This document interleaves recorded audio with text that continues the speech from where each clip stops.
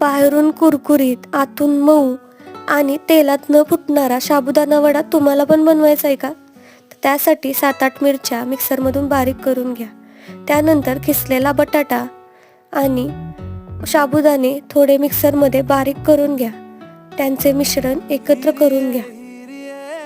हे साबुदाणा आणि बटाट्याचे मिश्रण एकजीव झाले की त्यामध्ये बारीक केलेली मिरची, लाल तिखट, चवीनुसार मीठ आणि शेंगदाण्याचा कूट घालून एकजीव करून घ्या.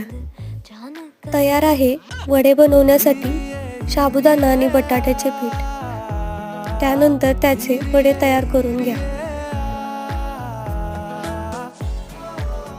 त्यानंतर वडे तळण्यासाठी तेल गरम करून घ्या आणि मंद आचेवरती सोनेरी रंगाचे होईपर्यंत तळा.